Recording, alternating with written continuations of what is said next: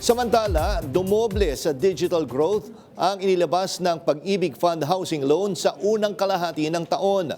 Ayon sa datos ng Pag-ibig, higit na dumoble ang socialized housing financing sa ilalim ng flagship expanded pambansang pabahay para sa Pilipino o 4PH program ni Pangulong Ferdinand Marcos Jr. Sinabi rin ng Department of Human Settlements at Urban Development na ang magandang resulta na ito ay sumasalamin sa pagsisikap ng gobyerno na gawing mas abot kaya ang pagkakaroon ng bahay, partikular sa minimum wage at low-income Filipinos.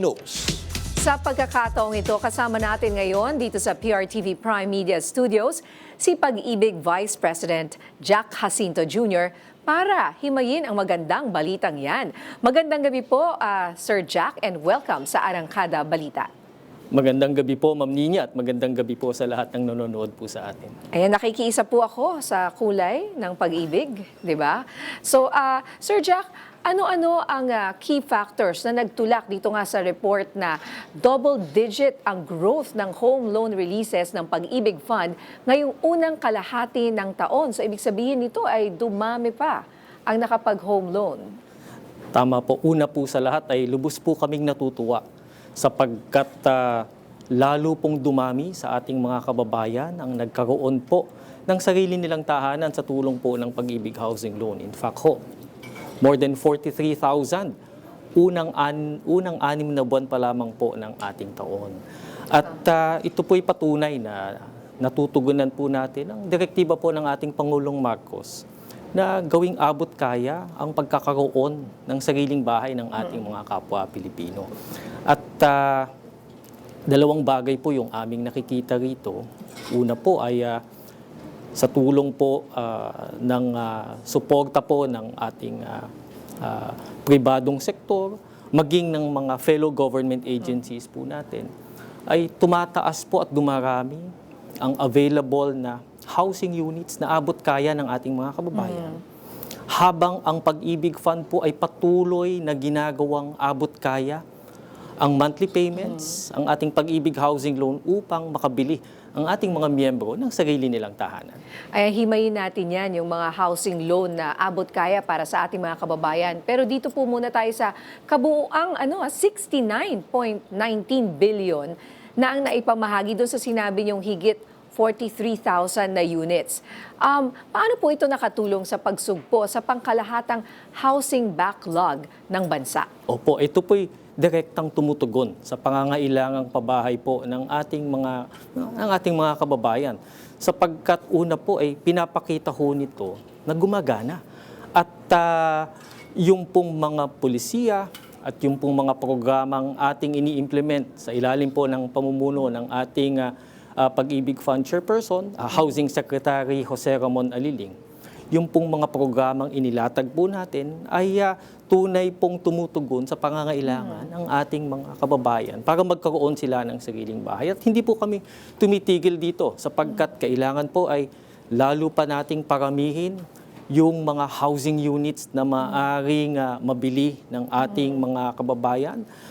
Kasama na po riyan yung mga investments ng Pag-ibig Fund upang lalong dumami po yung mga socialized housing units habang patuloy po nating pinabababa ang interest sa Pag-ibig Housing Loan para muli po maging abot kaya para sa ating mga miyembro ang magkaroon ng sariling bahay sa tulong ng Pag-ibig Housing Loan.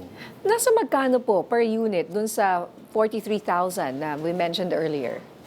Mula po doon sa 43,000 housing units, matutuwa po kayong malaman na around 6,600 po rito ang kabilang sa socialized housing units.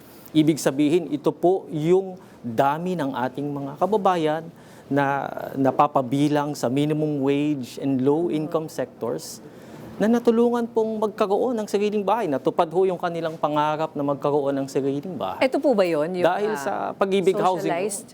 Kasama po riyan. Opo, ito po sa pagkakatanda ko, ito po sa Laguna. Sa Laguna. Opo, at makikita po ninyo, Ma'am Nina, ay ito po ay ready na po for occupancy.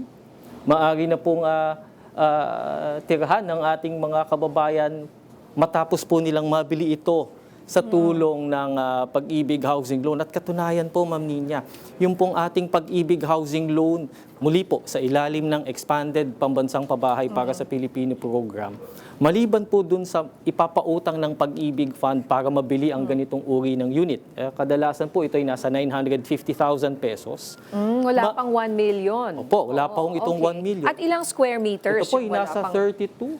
Tanda ko po, ito ay nasa 32 square meters. Tsaka maganda yung maaliwalas yung environment, malalaki yung mga kalsada. Kasama po yan. At ang Pag-ibig Housing Loan para rito ay ginawang mas abot kaya at sa katunayan po, maliban doon sa mahihiram ng ating miyembro para pambili ng bahay, ay maaari pa niyang dagdagan yung kanyang mahihiram na up to 100,000 pesos para po ang gusto po kasi natin sa Pag-ibig Fund at paalala po ng ating CEO na si Manang Malen Acosta, pagkabili ho ng bahay, dapat ay matirahan na agad, makalipat na agad yung ating miyembro. Kaya po, maliban sa pambili ng bahay sa tulong ng Pag-ibig Housing Loan, meron pa hong additional, kung kailangan ho ng miyembro, na 100,000 pesos para po ay makapagpa-install po ng electricity, ng ilaw, ay makapagpagawa pa ng additional partition para po muli pagkatapos ho niyang mag-housing loan at makabili ng sariling bahay, ay makalipat na po agad ang kanyang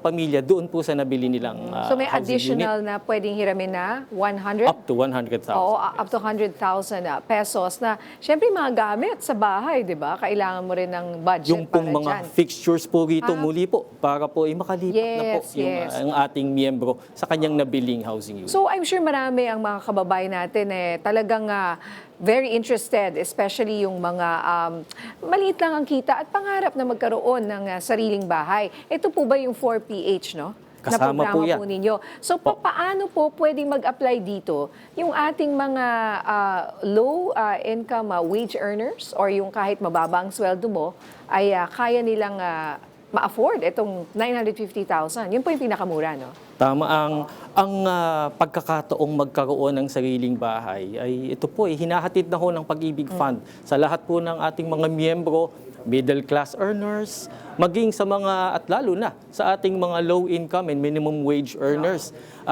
Una po sa lahat, lalo po nating pinababa ang interest rates. Pinapanatili ho nating mababa para abot kaya At magkano nga ba ang interest rates? ngayon po ay nasa 3% ang subsidized rate sa ilalim po ng Expanded 4PH program, yung Pag-ibig Housing Loan sa programang ito. Gaano po kahalaga ito, Ma'am Nina, at sa ating mga nanonood? Imbis po na ang monthly payments ay around 5,800 or 6,000 pesos a month, yung monthly payment ho dito para sa isang 950,000 peso loan, nasa 4,000 na lamang.